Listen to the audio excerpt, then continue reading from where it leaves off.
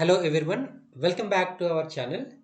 The next topic is how to prepare the sample of your compound for the proton NMR analysis. It is very important. Why? Because everyone can synthesize different kinds of the chemical molecules, different kinds of the chemical compounds. Now the thing is that we need to send the samples for the analysis, proton NMR analysis. So how can we do the proton NMR analysis of your synthesized compound? So how much amount of the sample is required, right? Already we know that whenever you determine the structure of a chemical compound by using the proton NMR, we need to take a standard. What is the standard? TMS.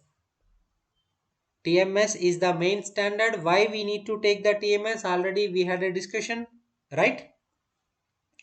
First, we need to take the sample. How much sample is required for the proton NMR analysis?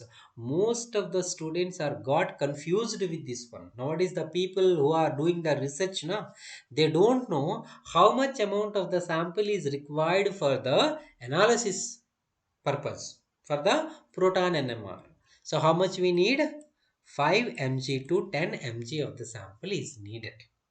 So you need not to bother. If you have 100 mg of compound with you, only 10 mg is needed for the identification of proton NMR. So take 10 mg of the sample and add 2 to 3 drops of your reference standard.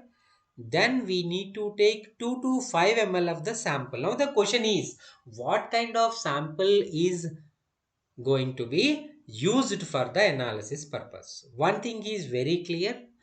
Always we need to use the deuterated solvents. What should we use? Deuterated solvents. Why? Because whenever you have the deuteration, that will not interfere with your sample. For example, if you take chloroform CHCl3,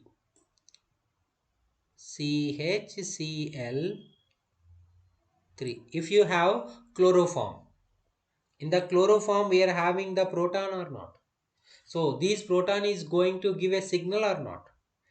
For the chloroform around 7 we are going to get the signal. Suppose assume that in your sample one proton is there, that is also giving the signal at the 7 chemical shift. Then how can you recognize whether it belongs to the chloroform or it belongs to your sample proton? That's why what we are doing, this hydrogen is replaced with the deuterium. If the hydrogen is replaced with deuterium, what happens? It will not give any kind of the signal. That's why always we are using deuterated solvents while recording the NMR spectra. It may be a proton NMR or it may be a C13 NMR. Okay, so what are the solvents? Deuterated chloroform, deuterated DMSO, deuterated trifluoroacetic acid, deuterated benzene, deuterated pyridine, deuterated methanol, deuterated tetrahydrofuran. So these type of solvents we can take for recording the spectra. In most of the cases, for non-polar molecules, we can take deuterated chloroform. For the polar molecules, we can take deuterated DMSO. Blindly, you can remember. Okay. For non-polar, deuterated chloroform. For polar, deuterated dimethyl sulfoxide.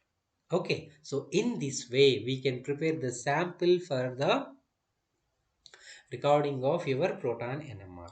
The similar kind of sample preparation is also happening for the C13 NMR analysis also. But in case of the C13 NMR, there might be a chances sometimes the quantity may be slightly increased up to 15 mg. Okay, that is depending upon your molecule and the analysis pattern and what kind of instrument you are using for the analysis field. So, in this way, we can prepare the sample for the proton and C13 NMR analysis. Thank you.